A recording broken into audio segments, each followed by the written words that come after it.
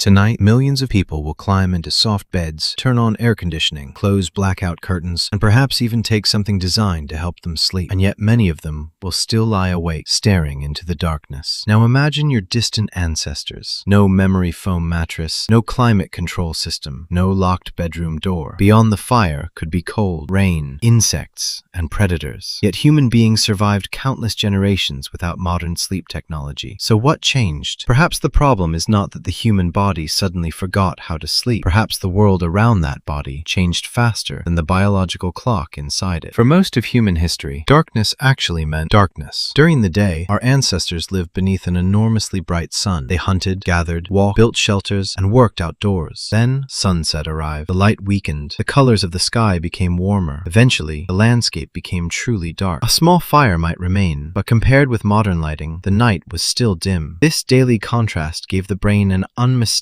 message. Day had ended, night had begun. Modern life is very different. Many of us spend our daytime indoors, where the light can be surprisingly weak compared with natural sunlight. Then, after sunset, we surround ourselves with ceiling lights, televisions, laptops, tablets, and phones. To us, a smartphone is just entertainment. To ancient biological machinery, light is information. Light entering the eyes helps the brain determine where it is within the 24-hour cycle. Bright evening light can delay the biological signals associated with nighttime and sleep. That does not mean every tiny screen instantly destroys your sleep. Human sensitivity varies, but the principle matters. Our ancestors experienced a powerful, bright day, followed by a genuinely dark night. Many modern humans experience something closer to a dim day, followed by an artificially bright evening. We effectively blurred a signal evolution spent an enormous amount of time learning to recognize. So, one lesson from the ancient world is surprisingly simple. You do not need to recreate a cave, but as evening approaches, giving your brain a clearer difference between day and night may help the body recognize that another biological chapter is beginning. But darkness was only one signal.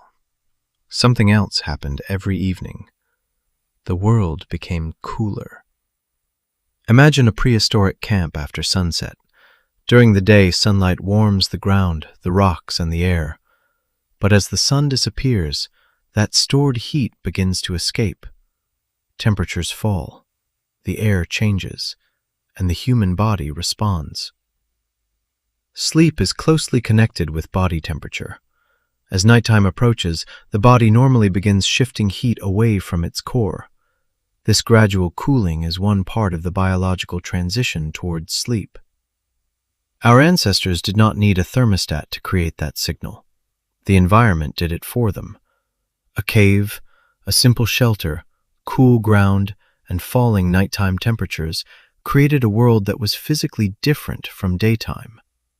Modern bedrooms can erase some of that contrast. A tightly sealed room can remain warm long after sunset. Heavy bedding may trap too much heat. Artificial climate control can also keep the environment nearly identical hour after hour. The ancient world was not comfortable in the modern sense, but it was dynamic. Day became night. Bright became dark, warm became cool. Those changes arrived together, and together they gave the nervous system multiple clues that activity was ending. This does not mean everyone should sleep in a freezing room. Comfort still matters, and people respond differently to temperature. But it reveals something important. The first sleep technology may not have been a mattress. It may have been sunset itself. A daily environmental transition that quietly told the human body again and again, the day is over. You can begin to slow down. There was another difference. Ancient humans did not hear an alarm screaming before sunrise because a meeting started at 8. They did not receive a notification announcing bedtime.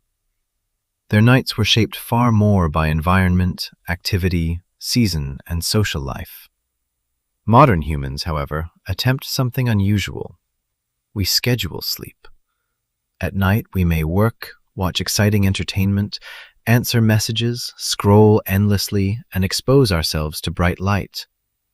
Then suddenly we look at the clock and decide, now I must sleep. But the brain is not a light switch.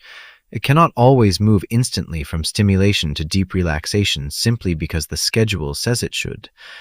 And the problem continues the following morning. An alarm may force us awake while the body still wants to sleep. We drink coffee, travel to work before sunrise, spend hours inside and repeat the cycle. The ancient environment offered a much slower transition. Sunset came gradually. Activity decreased. Light faded.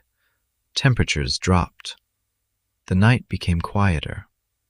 Several biological signals pointed in the same direction. Modern life often points in several directions at once. Our eyes see bright light. Our brain receives stimulating information. Our body knows it is late. Our clock tells us we must sleep. And tomorrow's alarm reminds us that failure has consequences. No wonder sleep can begin to feel like a performance. The irony is that trying desperately to force sleep can make relaxation even harder.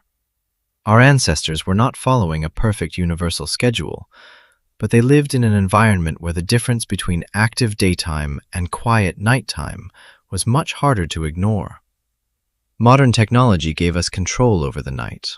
Our biology simply did not receive the same upgrade. Now we reach one of the most fascinating parts of human sleep history. The idea that one perfect, uninterrupted block of sleep is the only natural pattern may be too simple. Historical accounts from some pre-industrial societies describe what researchers often call a first sleep and a second sleep. People would sleep for several hours, wake during the night, remain quietly awake for a period, and later return to sleep. During that interval, some people prayed, talked, reflected, performed small tasks, or simply rested. But this needs an important warning. We should not conclude that every ancient human on Earth slept this way. Human sleep patterns varied by culture, season, environment, and lifestyle. Nor does waking at 2 in the morning automatically prove that some prehistoric instinct has activated. Still, the historical evidence gives us an interesting perspective. A brief awakening during the night is not necessarily a catastrophe. Yet modern people often react very differently. We open our eyes, we check the clock, we calculate how many hours remain. Then we reach for a phone. Within seconds, a small awakening can become anxiety about being awake. And that anxiety creates even more wakefulness. Imagine instead waking without knowing the exact minute. No glowing clock, no notifications, no calculation of tomorrow's lost productivity. Just darkness, a quiet moment, and eventually, perhaps, sleep returns. Human sleep may be more flexible than the perfectly straight 8-hour line we often imagine. So should you throw away your mattress and sleep beside a fire? Of course not. The lesson is not to become prehistoric. It is to restore some of the signals modern life has weakened. Seek real daylight, especially earlier in the day. As evening arrives, reduce unnecessary bright light and give your environment a clearer transition toward night. Keep your sleeping space comfortably cool, dark, and quiet. And if you occasionally wake in the middle of the night, do not immediately turn that moment into a crisis. Sleep is not something we can always command. It is a biological state we create conditions for. Our ancestors did not have perfect sleep. They simply lived in a world that told the body very clearly when it was time to be awake and when night had finally arrived. Tonight, when the sun disappears, ask yourself one question. Is your body living at night, or is your technology still telling it that it is daytime?